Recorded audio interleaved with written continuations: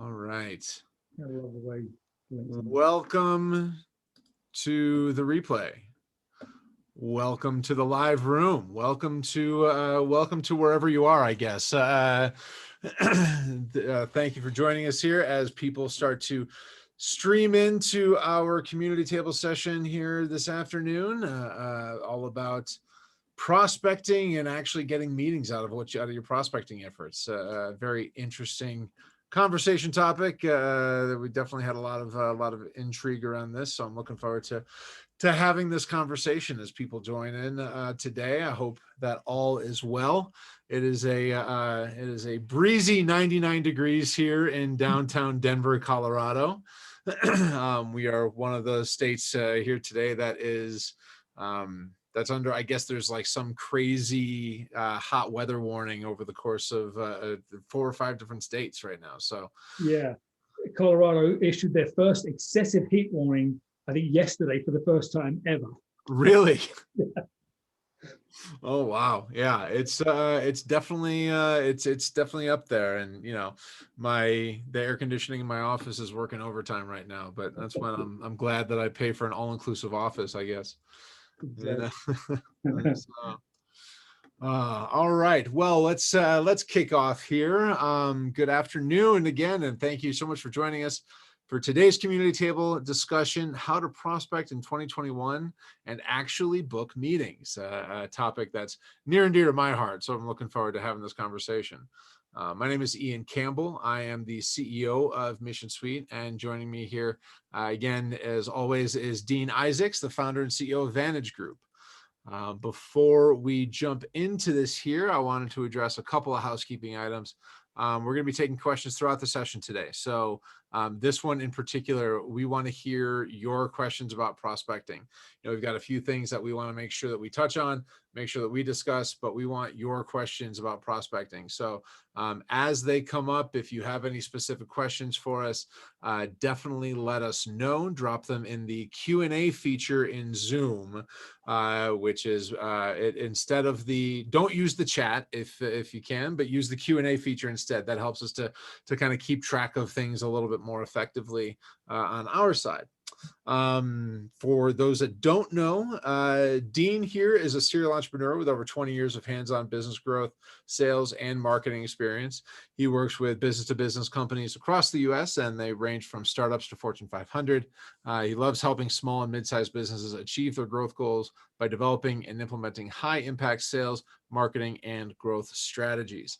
So he and I were talking a little bit before this, and you know, kind of recalling some of the days that when we cut our teeth on cold calling and on our prospecting methods, and how different it is now.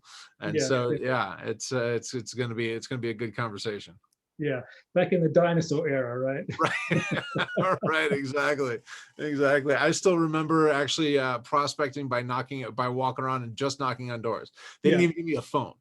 They literally said, if you want to make, because I mean, this was back like late 90s, early 2000, you know, back when you still had to pay per minute for cell service, and it was free after 7, right? Yeah. And but yeah, they actually just they said, here's $20 in gas, back when $20 in gas could actually buy you, you know, Right. Yeah, almost more a than a tank. gallon, right? Yeah, right, exactly. So but yeah, so Dean, you and I were talking before this, and you mentioned that you wanted to clarify first and foremost what prospecting is before we jump into this. So why don't you kind of start us off there? Yeah, thanks, Ian. So, you know, it's funny because I think people use sort of sales and marketing interchangeably. They use lead generation and prospecting interchangeably. And for me, prospecting is a different function, different activity to lead gen. And that's really the biggest sort of difference I wanted to sort of define today. Really, lead gen is the act of finding people to contact, right? It's creating a list. It's maybe getting some downloads on on your website where somebody sort of downloads something. It's finding an email list. You know, those things are lead generation. They're not necessarily actively communicating with an individual. It's just building that list, right?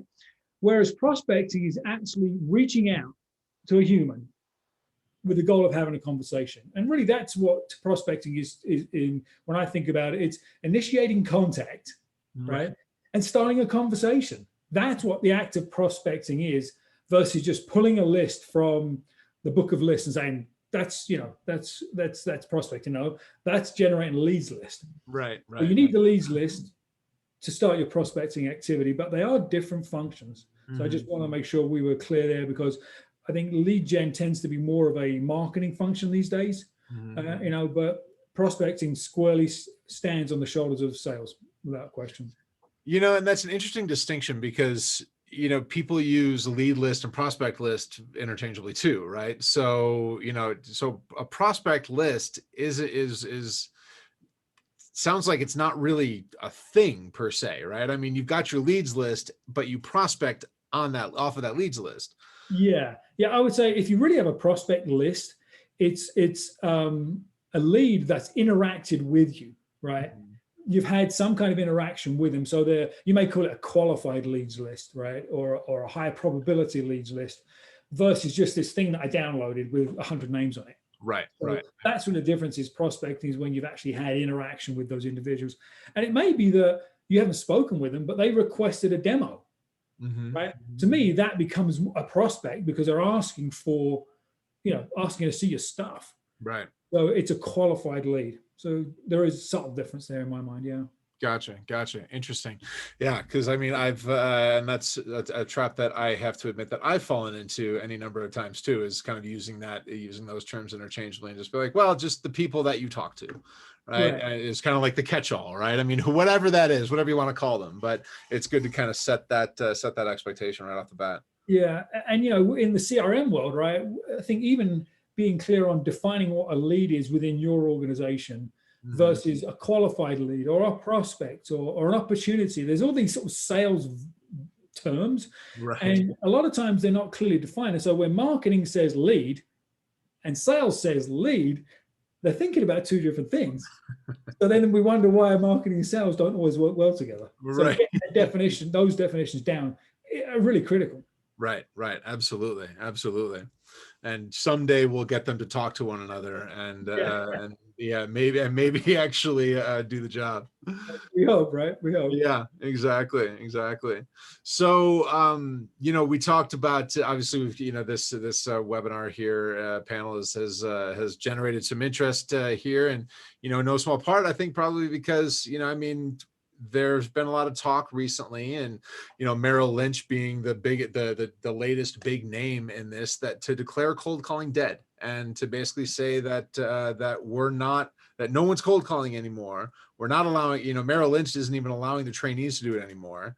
Apparently they had something like a 2% success rate to even get an appointment from cold calling, which, you know, to people that actually made their bones on cold calling, 2% of like 2 meetings out of 100 dials, that was a big deal. Yeah, right? I would have taken it back in the day, right? Exactly, right. But, you know, so I guess now we look at this, and so, you know, again, the questions have been asked, if cold calling is dead, when was it alive, and what are we supposed to do now? Yeah, that's funny you say that. And again, you know, as we think back to sort of when I can speak for myself, right? When I started in sales, you know, the web was around, but it really wasn't used from a marketing perspective. Email was just beginning. And so we had 2 or 3 options to contact prospects, right? Pick up the phone, knock on a door, or send them some mail, maybe a fax, right? I don't know who really ever used fax for marketing, but nonetheless. So our options were really limited.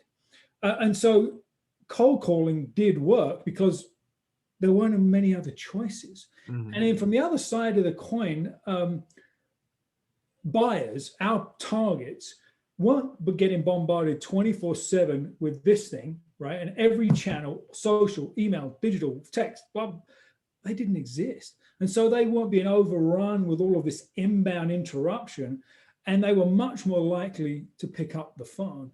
And I think that's so there's a lot of things that have shifted dynamically. So if we just think about caller ID, 20 years ago, caller ID didn't exist. And so when my desk phone rang, me being the prospect, I picked it up. Right.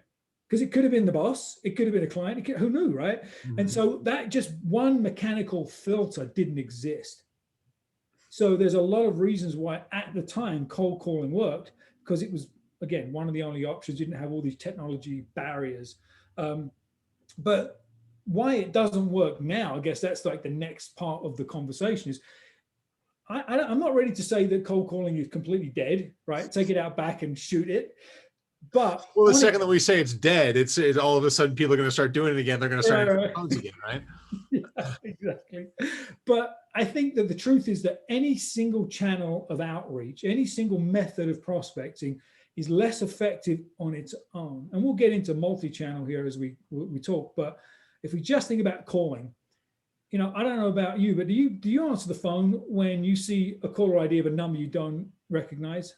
Oh, it's incredibly rare. Incredibly rare, right? Yeah. So we don't answer the phone, right? In general, even if it's the office phone with caller ID, we don't answer the phone. So there were ways back, you know, when you were making calls, if you wanted to be transferred internally to your person, that would increase the odds of them picking up the phone because they saw it's an internal transfer. So there were methods and techniques we used to use to get on the inside on the calling tree and get transferred. Doesn't matter anymore. Yeah. Right. It doesn't matter because it's all clear, it's all transparent. And so people just don't answer their phone as much. I think just generally cold calling or any interruptive outreach is kind of in some ways disrespectful, right? I'm saying that my time, me dialing the phone and talking to you, is more important than your time, whatever you were doing when the phone rang. And I think that people are more sensitive to that as well. So there's a lot of factors involved in why cold calling is just not effective. However, right now I've got clients that use outbound calling as part of a multi-touch campaign, and it does work. It's still low odds. People still don't answer the phone, and really your goal is to leave a great voicemail and be memorable. Right. That's kind of like best case. But it's part of this sort of multi-touch approach. And again, if their goal is with prospecting to initiate contact and start a conversation, that's okay. Right. That's good enough. So that's kind of my thinking with cold calling. Yeah. So you mentioned the multi-touch, multi-channel kind of approach. Dive into that a little bit for us. So like, what do you kind of give us a rundown of what you mean, what that entails, how it works, you know, kind of give us an overview of that. Yeah. So let me hit you with a statistic first, and it sort of validates where we're headed. So 42% of all salespeople say that prospecting is the most challenging thing they have to do. Not negotiating price, not closing deals, prospecting, 42%. And I think that when it was a cold calling approach, people didn't like it, didn't feel good, right? They didn't want to do it. But now, because there are lots of ways to prospect, they're overwhelmed. They don't know where to start. So there's a lot of factors driving that. So when I say multi-channel, go ahead. I was just going to say, you know, so it's an interesting thing that it's an interesting point that you brought up because, you know, people didn't like cold calling, but it's easy, right? I mean, don't get me wrong, it's never fun getting hung up on, and it's not it. I mean, you got to have some pretty thick skin to do it, but it's easy. You pick up the phone, you dial a number, you read off a script. Hopefully you've internalized the script and can spit it back and, you know, what have you. But I mean, but you go off a script and then you handle a couple objections and then get hung up on or book a meeting, you know, and I mean, it was easy to do. Right. And so, and it was predictable and the whole 9 yards, right? But now it's, and I think this is what you're going to get into, that there is a lot more challenge to this multi-touch, multi-channel kind of a thing. Oh yeah, and it can be as complicated as you want to make it, right? It could be really complex brain surgery, or it can be a little more straightforward. And so when I think about multi-channel, so if I said to you, when I say prospecting, what do you think? We've already talked, right? We think cold calling. Mm-hmm. Maybe you think sort of like cold outreach email, right? Mm-hmm. Maybe it's like pinging somebody on Instagram or LinkedIn or Facebook that you don't really know. Just like that general outreach sort of interruptive stuff. Well, when I think about prospecting and I think about multi-channel, it really depends on the type of prospecting you want to do. So there's sort of, I break it into two: inbound prospecting and outbound prospecting. Mm. So inbound prospecting is the holy grail, right? It's where your marketing is working and it's creating inbound inquiries. People are going to your website, they're downloading your white paper, they're responding to like a comment on one of your social posts, they're raising their hand to say, hey, we like your stuff, maybe we should talk. That prospecting is a lot easier. You should still have a strategy and an approach and so forth. But I think most of what people think about when I say prospecting is the outbound. It's the sort of like cold outreach. And so that's probably where we'll spend most of our time, because that is the most difficult and the most challenging, but can also reap really great rewards. So this whole multi-channel approach thing is trying to meet the prospect where they're at in multiple places. And so if they're on LinkedIn, it's being there on LinkedIn. It's again, starting a conversation, initiating contact on LinkedIn. Maybe that creates some familiarity. So when you do send an email, they're like, oh, I recognize Ian's name. He actually, we chatted back and forth on that, my LinkedIn comment. The likelihood of them reading that all the way to the bottom, your email, goes up dramatically. And then maybe you share a piece of content, whether it's via email or social, and over a sequence of events based on their interaction with those outreaches, then you know when it's time to pick up the phone or move the conversation to a meeting, move the interaction to a meeting. So that generally is what I talk about, or what I mean when I talk about multi-channel. It's thinking about meeting that prospect where they're at, and interacting there in a less interruptive way, but more of a social way. So when you talk about, so a couple of questions off of that. So you talk about, knowing when it's time to pick up the phone and make a call, or I mean, you can always request a meeting, or like when you're online. But how do you know when it's time to actually pick up the phone and make a call? Yeah, I try and think in terms of, you've heard me talk about the buyer's journey more than once, right? Yeah. And so for me, when I have my sales hat on, I want to make sure I'm in alignment with where my prospect is at in their buyer's journey. And they're most open, prospects generally are most open to talking to a salesperson when they're in the early discovery sort of phase. So they're finding potential solutions. 95% of buyers are looking at your stuff online before they talk to you. Know that, right? So they're going to pre-research you and say, is it worth me talking to this person or not? So know that your website and your marketing, your social content is going to be proof, right? So we know that if I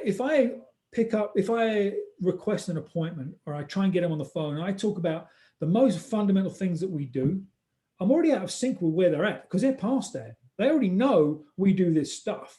Right. They want to know, do I understand their problem and how are we going to help solve it? And so by going back and forth through some other interactions before you ask for that phone call, you can figure out where they're at. Because if they're asking about features, they're asking about price, they're asking about competition, they're asking about what allows you to know where they're at in the buyer's journey. But if they're in that sort of like evaluation stage, which is typically like the middle of their decision-making process, you want to get them on the phone. You want to have a conversation with them. Early on, it may be just like, send me more stuff. Yeah. I don't want to talk to you yet. I don't trust you quite yet. Send me stuff. And so then you have to sort of judge based on that. So that's how I look at it, is trying to understand where they're at in their process. Yeah. Yeah. Interesting. So, we've taught you kind of, some of these things are email, voicemail, LinkedIn, a lot of which you can automate, right? And a lot of which you can kind of use tools for that. And whenever you make a call, you kind of expect to go to voicemail. You don't expect to pick up the phone. Of course, that creates a whole different problem when people actually do answer, and you're like, oh, I don't know what to say, right? I was ready for leaving that voicemail. Right, exactly. Right. It reminds me of this old Burns and Allen, George Burns and Gracie Allen radio show with the traveling vacuum salesman, where she keeps interrupting him, and he has to start all the way back at the beginning of his spiel again, right? Every time, because he doesn't know what to do. But talking specifically to LinkedIn, right? I mean, a question in kind of some of my prep for this conversation today, the question came up that, LinkedIn gets a little ornery sometimes when you rely too heavily on them for prospecting, especially if you're newer and you don't have, like, I've got something like 5,500 contacts, right? I think I know 5 of them, but you know, I mean, you know, I've got this massive contact list. So LinkedIn gives me more leeway, right? I can do more with that. I can view more profiles. I can, you know, I can invite more people and all that good stuff. And of course, if you're paying them, then they open the doors and you know, it's Shangri-La. But you know, for people that aren't paying them and are just kind of using LinkedIn in its organic form, what have you, what should we be paying attention for if we want to use LinkedIn as a part of our multi-channel approach to make sure we don't get suspended or even worse, banned? Yeah, I actually think that LinkedIn is one of the best places to start prospecting from, if you do it right. Yeah. If you do poorly, you're going to be in the noise and the garbage of all the other sales guys and gals out there just pitching. Connect, accept, connect, pitch, right? That just doesn't work. So just a couple of things with LinkedIn, right? So LinkedIn recently started to really enforce the 100 connection requests per week. Right. So prior, there was this sort of loosely guarded secret about how many connection requests you could put out there a week.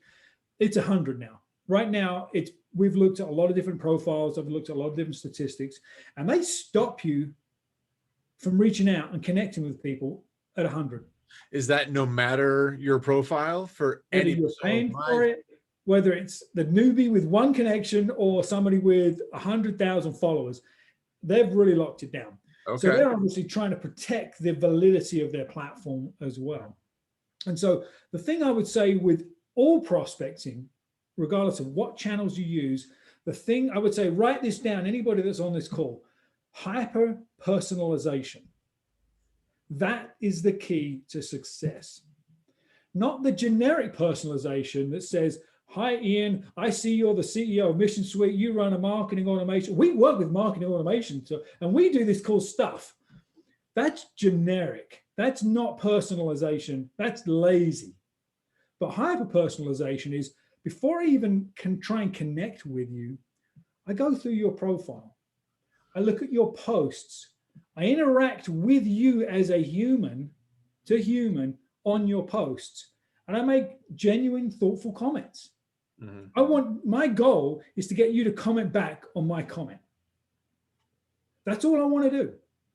Now, if you do that a few times and you do it genuinely and you do it with patience, you would remember me, right? If you see somebody that you're not connected to comment on a few of your posts over a couple of weeks, genuine, thoughtful stuff, you would probably remember their name.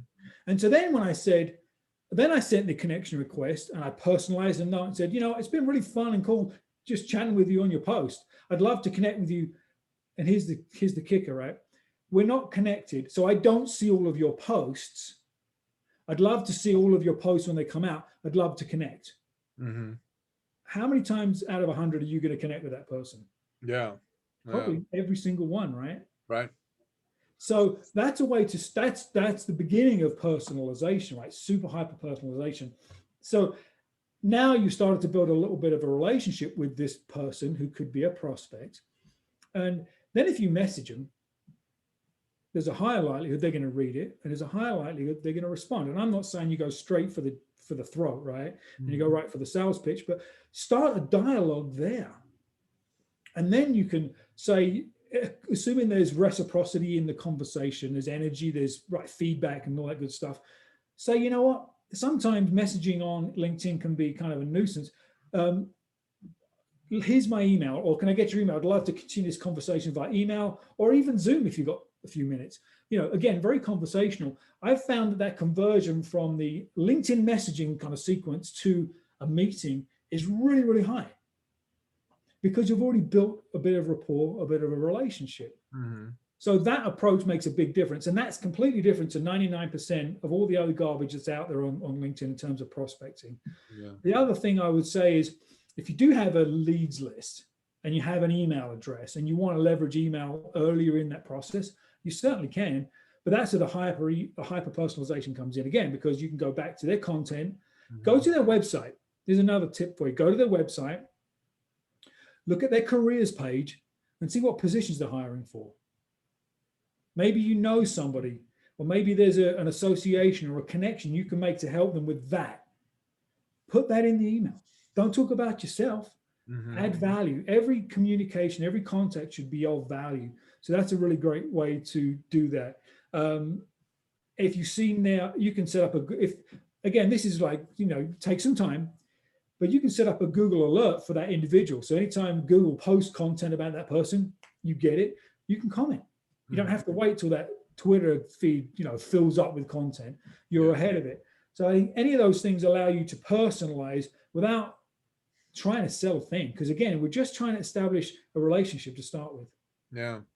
So, and I think I've asked you this in the past, but and I know that LinkedIn has, also gets a little frustrated when people use automators to kind of manage these things, right? But of course, these things exist all over the place and they're used all the time.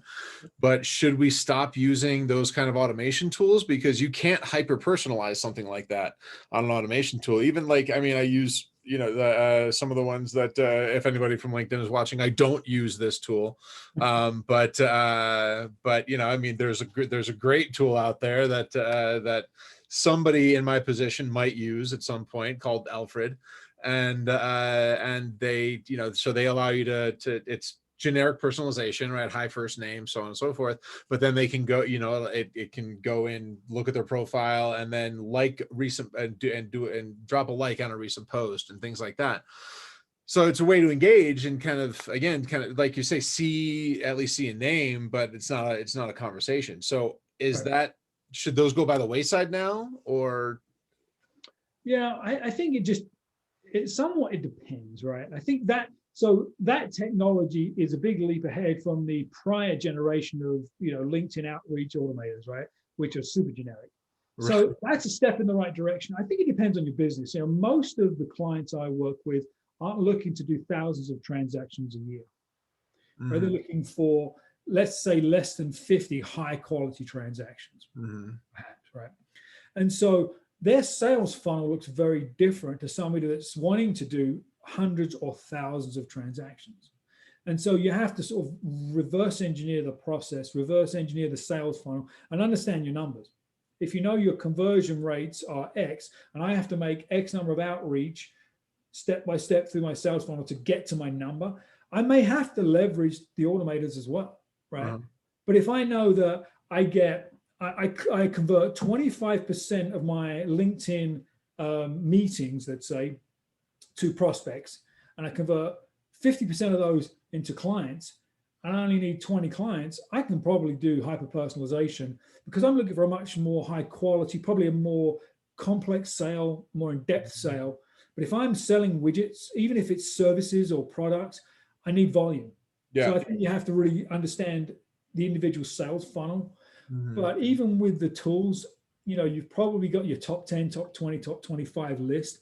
Those are the ones you want to hyper personalize and really take the time to nurture. Yeah.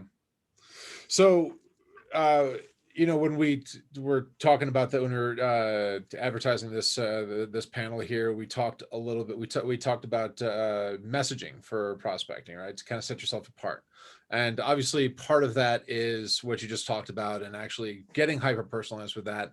But just when we're talking about ourselves and being in if we're whether we're in a hyper competitive space, or not, right? I mean, what should we be thinking about when we're prospecting when it comes to messaging to actually kind of separate us from the rest of the pack? Yeah. So I was talking with someone this morning about this exact topic, and it's funny because we all love what we do. Right. Hopefully, right? Hopefully, we love what we do. That's why you do what you do. But your prospect doesn't care what you do. Right. They don't. They don't care about what you do until they know and trust that you understand their problem and that you can help solve their problem. They care about their stuff first. Mm-hmm. And so with messaging, it's so often it's this generic, here's what we do, here's who we do it for, and we just throw it against the wall and see if it sticks. The problem with that is that you don't separate yourself from anybody else in your space. And so with messaging, you have to dial back to the problem that that individual is trying to solve for. So you have to know your ideal client profile, right? You have to know the personas, the individuals you're targeting, the problems they're trying to solve. Do they have like a higher power above in the food chain that's pushing down pressure on them? If so, what is that all about? And you speak to those things. And a lot of times you can find that stuff on their social profiles because they talk about it, or they're searching for stuff. You know, there's a number of web tools, and we'll talk about tools a little bit later, but you can subscribe to data called intent data. Basically what it does, it tells you what kind of stuff these people are searching for. And they're searching for solutions to solve problems they care about.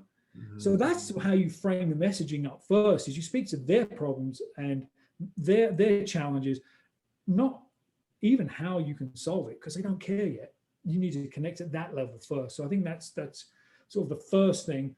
And think about what I call the 4 B's of personalizing messaging, right? So be relevant to that individual, not generically to CFOs, but to that individual. So be relevant, be human, right? You don't have to write a highly sort of professional War and Peace long email. Just be human, right? It's okay to be human, especially if this is on social. Email, you want to be a little more tight, but with social, you can certainly be a little more human. Always be a value, right? Every communication should be a value at some level, which means this, and I've mentioned this many times before, don't try and hide your sales pitch in this sort of like weak ass value prop, right? Be of true value. Give first, right? So that's the 3rd B. And the final one is be conversational. Ask questions, get feedback, get the dialogue moving. So I think those are really, really important. But at the end of the day, they don't care about you. They care about them and their problems first. So, I mean, and I guess this is where kind of that meets prospecting, the prospecting aspect of it, right? Because we can't find the information out, we can't find out what matters to them unless, I mean, LinkedIn aside and kind of being able to kind of do some profile stalking aside, we can't really find that information until they start talking to us, right?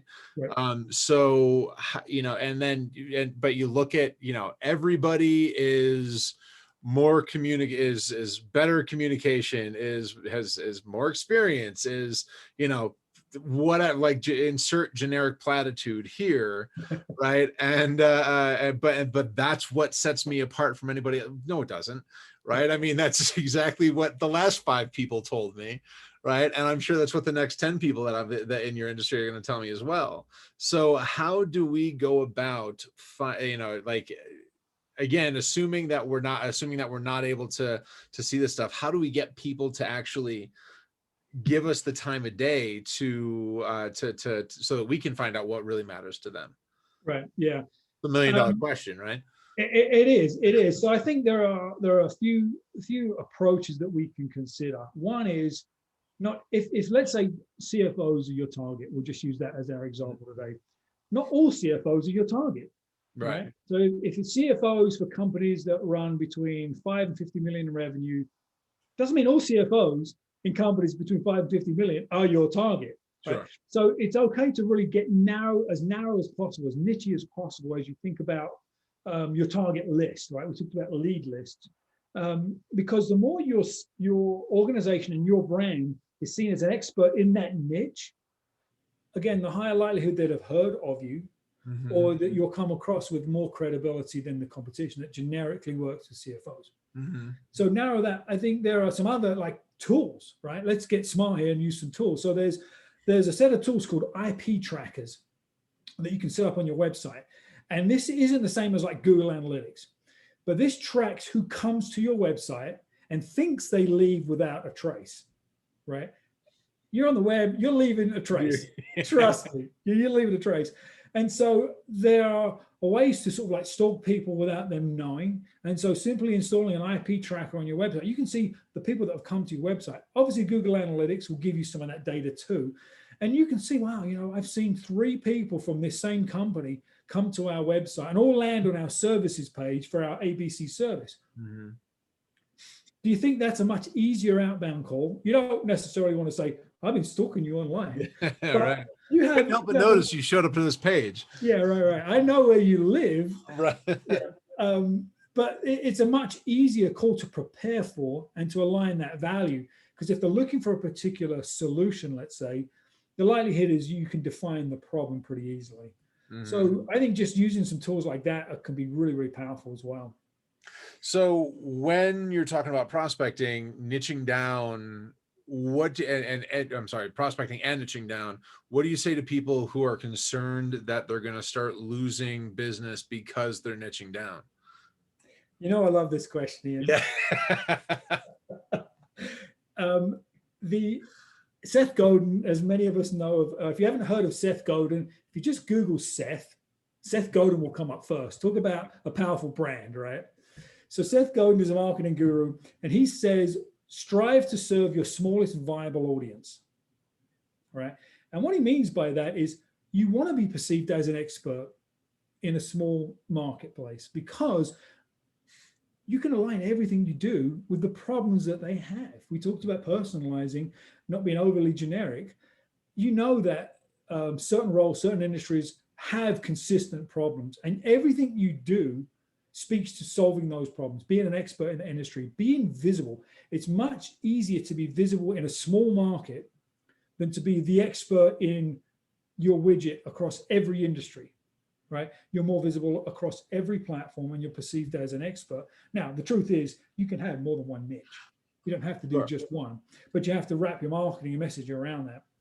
So the truth is that unless I can't even imagine a niche so small that as a small business you couldn't thrive, right? And if that's the case, that's great. We can sort of open up the dials a little bit and expand that niche. But the truth is that if there are millions of businesses or hundreds of thousands of businesses in that little niche you want to focus on, there's probably more business then than you could handle anyway.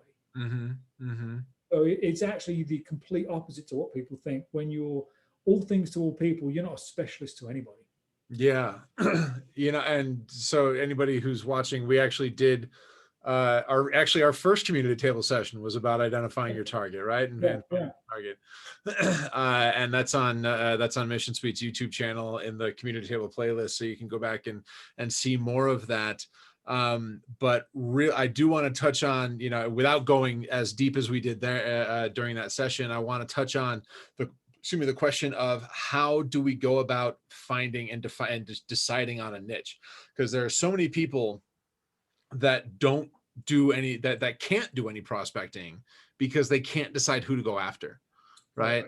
And so I feel like it's a bit of a relevant question in this conversation as well.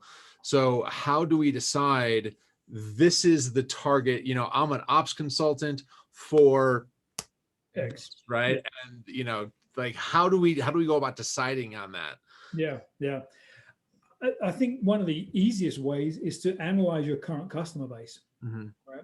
I can't tell you, over the years, talking to clients and owners of businesses, when I say describe for me your ideal client, right? You could really niche it down and all that stuff. Who's your ideal client? And they give me all this demographics, psychographics, all of this stuff you need to really niche. And then we look at their customer base, and it doesn't look like that at all. That's kind of who they think or who they want to work with, but who are they actually working with is sometimes different. So I would say start by analyzing your current customer base, right? And see if there's a difference there. And if there is a difference, is your existing customer base, does that look like the kind of business you want to, the kind of customers you want to build your business around? Doesn't mean they're good or bad. It just means that's who you have today. So that's a baseline. I would say the other is to really understand the kind of businesses you have the most fun working with. So I have a client now, and she loves to work with nonprofits. That's kind of one of her things, is nonprofits. And now we did niche down within nonprofits because obviously there's the one person with a $30 annual budget, and then there's Red Cross, right? The nonprofits come in a lot of different shapes and sizes. But she really had a passion for working with nonprofits and had done some of that work over the years, but had never really focused on it. And so we really focused a lot of her marketing activity, her networking, her messaging around this sort of segment within nonprofits. And I really believe, you get what you focus on. Really, really do. So just by getting really clear and wanting to serve her passion, that came through when she talked to that community and they wanted to work with her. Yeah. So I think there's a lot of aspects, sort of like intrinsic, what do you want to do? Mhm. And where are there opportunities in the market? And I would say the third thing is keep your ear to the ground. You do what you do, and that may not change significantly, but maybe who you do it for may evolve as you kind of refine your niche. So keep your ear to the ground and try and figure out what markets are not being served, right? Where is there an underserved opportunity there? And again, being active on social and being active in your community, those things tend to float to the surface when you look for them. So while those aren't like scientific approaches, I find that sometimes that sort of that direction will help you figure out who your niche might be. And Yeah. it's not just about the revenue. Yeah. Right. Right. Well, and you make a good point, because I mean, like for Mission Suite, right? I mean, I want to work with manufacturers.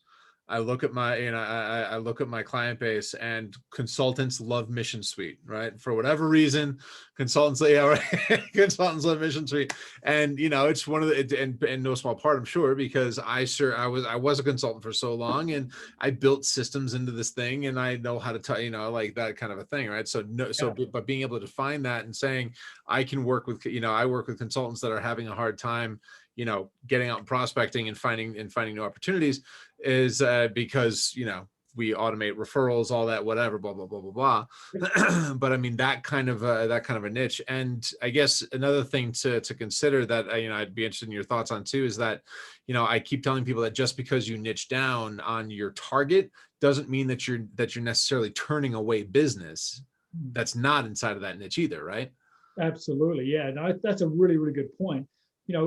I think you have to, as a business owner, evaluate every client opportunity that comes your way, right? Mhm. But you're not going to focus on your outbound marketing, your messaging, your positioning, your sales presentations on everyone. That's where you focus your niche. But if you're doing a great job, your brand will carry across industries and carry into different networks. And that's where the inbound leads come from. I don't niche down in terms of industry. The biggest niche I would say I have is B2B. That's where I spend most of my time. So Mhm. that is a niche, right? And most of my clients are less than 50 million in revenue. So while that's a generic sort of open-ended, there are other parts of sort of like what I look for in an ideal client that allow me to filter that group down even more. I look at the sort of the characteristics of the business owner. Why do they want to grow? Have they used outside consultants in the past? Those are sort of like qualifiers that allow me to kind of really filter that target market down even more. Mhm. But sometimes I get a call or an email from somebody that says, "Hey, can you help us with this thing?" Maybe let's have a conversation. Yeah, right, right, exactly. So if you're in a hyper competitive space, like, Mission Suite's a perfect example of this, right? I mean, there are what, like 400 or 500 different CRM platforms out there, at least right now. Yeah. I mean, we play in a pretty competitive space. Is focusing in on a niche the best way to set yourself away from the competition when you're having those prospecting conversations?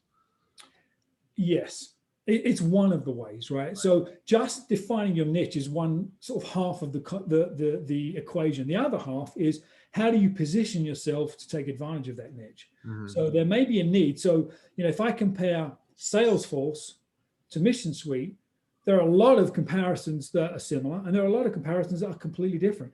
Price is a huge one, Right. right? Salesforce is a massive expense to buy, to set up, to maintain. And I mean, I know I'm preaching to the choir here, but that's a really easy way to position against Salesforce. If people don't need the whole encyclopedia of CRMs at the highest and most complex level, if they don't need all that stuff, they don't need to be spending that kind of money. And Mhm. you know what? For the most part, small and mid-sized businesses probably don't need all that functionality. So that story has to resonate with your niche. If Yeah. you're selling to enterprise, doesn't resonate. You may say, I want to work with enterprise. I want to work with, it doesn't make sense, right? Your value prop doesn't align with the niche. So you have to make sure that those two things sync up so that when you present it to that audience, they're like, I get it. This guy is one of us. Right. He gets Right. us, which is probably why you have a lot of consultants in your Right. client base. Exactly. Right. Musicians are my next target, but Right, right. yeah. So, Um, Awesome. So let's talk about, I mean, we kind of touched on tools a little bit. So let's talk a little bit more about that though. I mean, so what sort of tools can we use to make prospecting more efficient, more effective, what have you, right? I mean, we talked about LinkedIn, we talked about email, we talked about IP trackers, but, kind of, can you give us any other thoughts or ideas around that and how to actually implement them Yeah. into a kind of a coherent strategy? Yeah, so I think let's start with LinkedIn because we tend to spend a lot of time there. It gets a lot of interest on the community table. And so the vast majority of people that don't really leverage LinkedIn completely are using the free version. And personally, I bounce in and out of using Sales Navigator and not an in and out. It just depends on kind of where I'm at, what I'm doing in my business. But one of the most powerful things that Sales Navigator gives you is the ability to search, filter and save those searches. So if we know that one of our first steps in prospecting is starting a conversation through commenting on somebody's posts, how do we find those individuals? So you can use the level of granularity on the Sales Navigator filters is at a whole different level than the free version of LinkedIn. So a great kind of tip here is, if you know your niche, right, you know your profile of the ideal prospects and you plug that in there, you probably get a whole bunch of people. And the majority of those people aren't posting on LinkedIn very regularly, so you have nothing to comment on. And so what you would do is add an additional search parameter of posted on LinkedIn within the last 30 days. So then it would filter that list by people that have posted within the last 30 days. Now you've got a prospect list that you can start to communicate within their posts because they're posting on a regular basis. Save that filter, and then you can run, I think they call it like an alert frequency, so that list gets refreshed on a weekly basis. So every week, pick the top 5, 10, 15 people on your prospect list that have posted that week and comment. So that's a way to leverage a tool and automate that process. So you're not just looking at a random list of people on LinkedIn. So I would say that's one tool that I think is underutilized. We talked a little about the IP trackers. There's a few out there, and they come in all shapes and sizes. If you just Google IP tracker, you'll see lots of different options. But there are some interesting features that will give you additional insight into who's on your website and allow you to kind of do some outreach. The one thing we haven't talked about is with email. A really powerful way to leverage email and personalize is use a video email. Mm-hmm. So there are applications like BombBomb and Vidyard. Those are probably the two most common ones that I see out there, where you can create short, personalized videos really, really quickly and send them out. So if you know what you want to say in terms of personalizing, what better way to make it really personal than them see your face, right? Right. So consider using video messages in email. Back to LinkedIn, on the LinkedIn app, not on the desktop version, but the app, you can actually send voice messages instead of just the direct text, DMs. Send a voice message. Takes you 20 seconds to record it, make a comment, be a human, the 4 Bs, right? Send a voice message. That will make it stand out from everybody else. That's another great tool that a lot of people don't even know that exists right now. Very cool. Very cool. Oh, I had a question about the IP trackers, but that went away, and hopefully it'll come back. But yeah, that's good to know. And another thing, just to kind of talking a little bit more about email. There are some tools out there, like when you're doing cold email, you have it's probably worth mentioning that you don't necessarily want to use your primary domain for cold email if you're doing a lot of it, right? Yeah. That's a good point. Talking to the email guy here. Yeah, if you can be basically blackballed by the ISPs. Yeah. And have some real issues with email deliverability if you really take like outbound cold email to the nth degree and use high volume outbound. That's a no-no. Right. Yeah. So what would you suggest from the email side? How would people go about kind of managing that process? Yeah, so there are, and that's so, and especially after last month's conversation about email and about, kind of some of the challenges around that, there are a number of tools there that can automate that outreach as well. And so like Woodpecker, Lemlist, are a couple of them that are out there that are really good. But if you're going to use one of those, make sure if you're going to use one of those, make sure that you're using a secondary domain that forwards to, if somebody goes to that domain address, that URL, it forwards to your website, and it's kind of close enough to kind of be similar to your account. Yeah. But also, so set those up, right? Because I mean, another Google address costs what, $6 a month, something like that. Yeah. Yeah.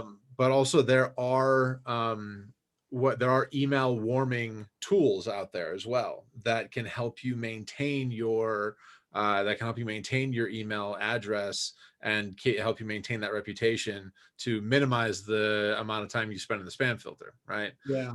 So like IP, and it's important to do that, because if you are going to start using email as a cold outreach tool at scale, you need to kind of be ready, be aware of that, and understand that, okay, so I've got a new email address. Well, because it's a new email address, Google, Yahoo, Outlook, they all know that, and they're going to be watching it differently. So so warming that email address up and using something like warm inbox warm up or something like, and again, they're like $9, $10 a month, something like that. So they're inexpensive, but they can help you massively.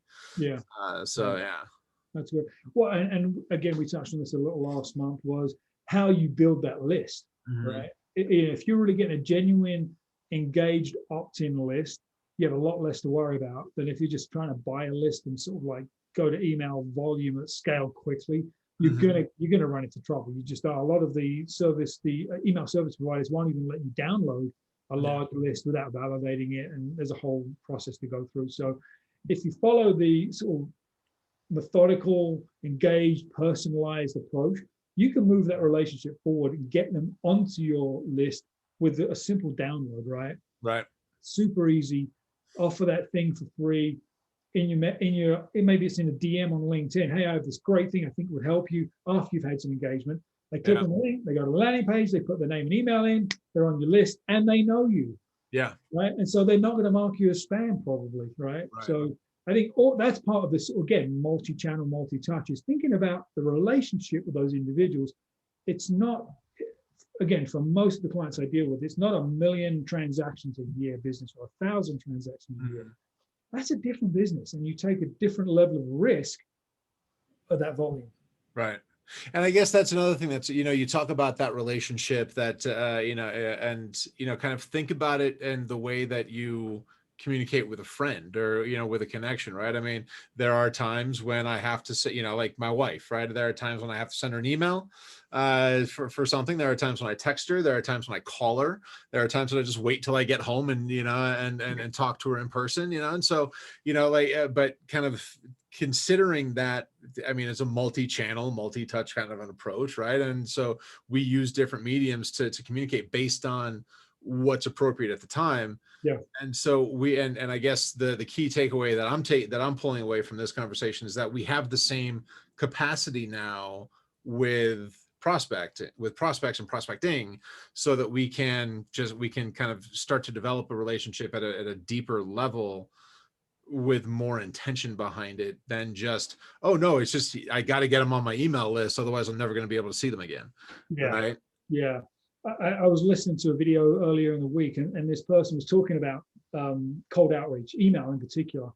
And he said, if you go to networking events, for example, you go to a dinner event and you meet somebody there, you kind of look at the room, you look at the individual, and you start asking questions, you show interest, you kind of engage in conversation. You don't say, I'm here with Mission Suite, buy my stuff. Right. But that's what we do online.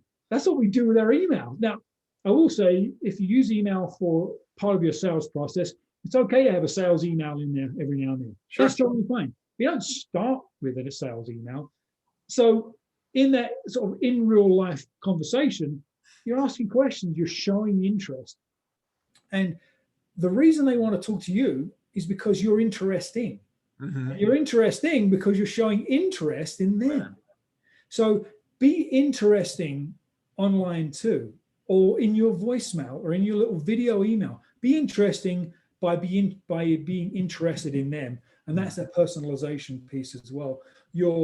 Ultimately your numbers will improve and your conversion rates will go up significantly if you take that approach. Mhm. If your business model allows, than just like the mass blast, you know, show up and throw up kind of stuff that Right. used to work when we cold called, right? Sure. 60 cold calls, 80 cold calls a day. I would have 3 conversations.